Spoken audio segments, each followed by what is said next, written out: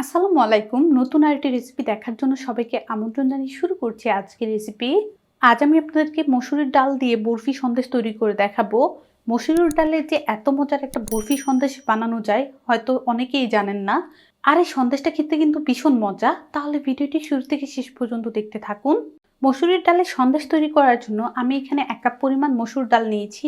আর এই ডালটাকে আগেই ধুয়ে তারপর শুকিয়ে নিয়েছি। কারণ মসুর ডালের মধ্যে কিন্তু প্রচুর পরিমাণ ময়লা থাকে।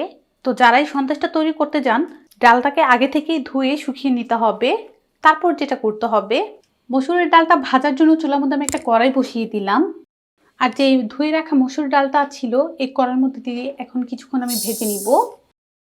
চুলার আঁচটা মিডিয়াম করে অনবরত নেড়ে মসুরের ডালটাকে ভেজে নিতে হবে। তো কিছুক্ষণ ভাজার পর দেখাই 5 মিনিটের মতো এই মসুর ডালটাকে আমি ভেজেছি। আর ডাল থেকে সুন্দর একটা ফ্লেভার আসতেছে। ডালটা ভাজার সময় কিন্তু অনবরত এটাকে নাড়তে হবে। যদি ডালটা পুড়ে যায় তাহলে কিন্তু খেতে তিতো লাগবে সন্দেশটা। তো ডালটা আমাদের ভাজা হয়ে গিয়েছে। এখন এই ডালটাকে আমি নামিয়ে ঠান্ডা করে নিব। মসুর ডালটা ঠান্ডা হয়ে গিয়েছে আর এখানে একটা ব্লেন্ডারের জার নিয়েছি। এই জারের মধ্যে মসুর ডালটাকে আমি এখন দিয়ে দিচ্ছি। মসুর ডালটাকে জারের মধ্যে আমি নিয়ে নিলাম। জারের ঢাকনাটা লাগিয়ে এটাকে ভালো করে আমি ব্লেন্ড করে নিব। তারপর দেখাই মসুরির ডালটাকে ব্লেন্ড করে নিয়েছি। ছায়ের ঢাকনাটা খুলে দেখাই। এই যে এটা কিন্তু ব্লেন্ড হয়েছে। হালকা কিন্তু একটা দানা দানা আছে। সন্দেশ বানাতে গেলে কিন্তু হালকা দানা দানাও থাকা যাবে না। তার জন্য যেটা করতে হবে, মসুরির ডালের গুঁড়াটাকে এখন আমরা চেলে নিব। সবটুকু ডাল আমি চেলে নিয়েছি। আর এই যে এগুলো কিন্তু দানা দানা রয়ে গিয়েছে। এখন এগুলোকে আমি আবারও ব্লেন্ডারে জারের মধ্যে দিয়ে ব্লেন্ড করে পাউডার করে এভাবে চেলে নিব। সন্দেশটা তৈরি করার জন্য চুলার মধ্যে আমি একটা প্যান বসিয়ে দিলাম। দিয়ে দিচ্ছি 1/3 কাপ ঘি। এই সন্দেশটা কিন্তু ঘি দিয়ে তৈরি করলেই খেতে ভালো লাগে। ঘি ছাড়া কিন্তু বাটার দিয়ে তৈরি করতে পারবেন। তেল দিয়ে সন্দেশটা তৈরি করলে কিন্তু খেতে ভালো লাগবে না। ঘিটা দিয়ে দিলাম। ঘিটা গলা পর্যন্ত অপেক্ষা করব। ঘিটা কিন্তু আমাদের গলে গিয়েছে। আগে থেকে যে ডালটাকে আমি ব্লেন্ড করে রেখেছিলাম সেই মসুরের ডালের পাউডারটা এখন এই ঘিয়ের মধ্যে দিয়ে দিব। মসুরের ডালের পাউডারটা ঘিয়ের মধ্যে দিয়ে দিলাম। ঘিয়ের সাথে আমি এভাবে মিশিয়ে দিচ্ছি। কিছুক্ষণ এটাকে ভেজে তারপর দেখাই। ঘিয়ের সাথে ডালের পাউডারটাকে কিছুক্ষণ ভেজে নিলাম। এখন দিয়ে দেব 1 কাপ পরিমাণ গুঁড়া দুধ। অল্প অল্প গুঁড়া দুধ দিতে হবে আর মিশিয়ে নিতে হবে। 3টি ধাপে কিন্তু গুঁড়া দুধটা আমি দিয়ে দিব। গুঁড়া দুধটা আমি সবটুকু গুঁড়া দুধ আমি দিয়ে দিলাম। এখন ভালো করে সবকিছু মিশিয়ে নিচ্ছি। গুঁড়া দুধটা মিশিয়ে নিলাম। এখন এই পুরটাকে উঠিয়ে আমি বাটির মধ্যে নিয়ে নিব। সন্দেশের জন্য আমি আবারও প্যানটা বসিয়ে দিলাম। আর এই প্যানের মধ্যে শিরা করে নিব। শিরার জন্য 1 কাপ পরিমাণ চিনি নিয়ে নিয়েছি। 1 কাপ চিনির সাথে আমি 1/2 কাপ পরিমাণ পানি দিয়ে দিচ্ছি।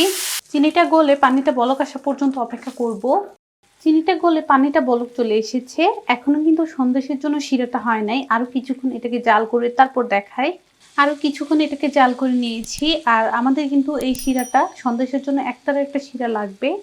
এখন চেক করে দেখব শিরাটা আমাদের একটার হয়েছে কিনা। অল্প করে স্প্যাচুলার মধ্যে শিরা নিয়ে নিয়েছি। তারপর একটা আঙুল দিয়ে দেখছি। শিরাটা কিন্তু অনেক গরম, ধরা যাচ্ছে না। এই যে দেখুন একটারে কিন্তু একটা শিরা হয়েছে আর খুবই আঠালো শিরাটা। চুলার আঁচটা একদম লোতে করে দিয়েছি। তারপর যে ডাল আর দুধটাকে আমি ভেজে রেখেছিলাম সেটা অল্প অল্প করে দিব আর স্প্যাচুলা দিয়ে মিশিয়ে নিব। ভালো করে কিন্তু মিশিয়ে নিতে হবে যেন গুটি দানা না থেকে যায়। অল্প অল্প করে দিতে হবে আর এভাবে কিন্তু মিশিয়ে নিতে হবে। সবটুকু দিয়ে দিয়েছি। এখন ভালো করে স্প্যাচুলাটা দিয়ে আমি মিশিয়ে নিচ্ছি। ভালো করে কিন্তু আমি মিশিয়ে নিয়েছি। আর এটা দেখুন কতটা স্মুথ হয়েছে। সবশেষে দিয়ে দিচ্ছি 1/4 চা চামচ এলাচের গুঁড়া। এলাচের গুঁড়াটা সন্দেশের মধ্যে দিলে হবে কি ফ্লেভারটা কিন্তু ভালো আসবে আর খেতেও ভালো লাগবে। তো এটা মিশানো হয়ে গিয়েছে। এটাকে এখন আমরা সেট করে নিব। এই মোলটার মধ্যে সন্দেশটাকে আমি সেট করে নিব। একটা ব্রাশের মধ্যে অল্প করে ঘি লাগিয়ে মোলটাকে এভাবে একটু ব্রাশ করে দিচ্ছি।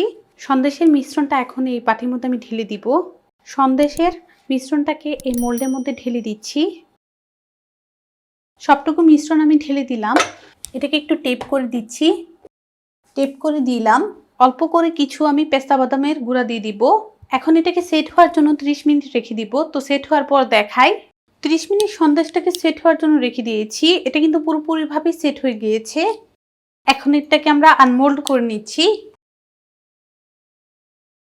ডালের সন্দেশটাকে কিন্তু আমরা আনমোল্ড করে নিয়েছি। এখন এটাকে বরফির আকারে কেটে নিব।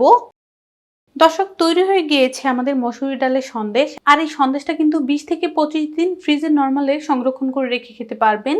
আশা করছি রেসিপিটি আপনাদের ভালো লেগেছে। ভালো লাগলে অবশ্যই একটা লাইক দিবেন, চ্যানেলটাকে সাবস্ক্রাইব করবেন।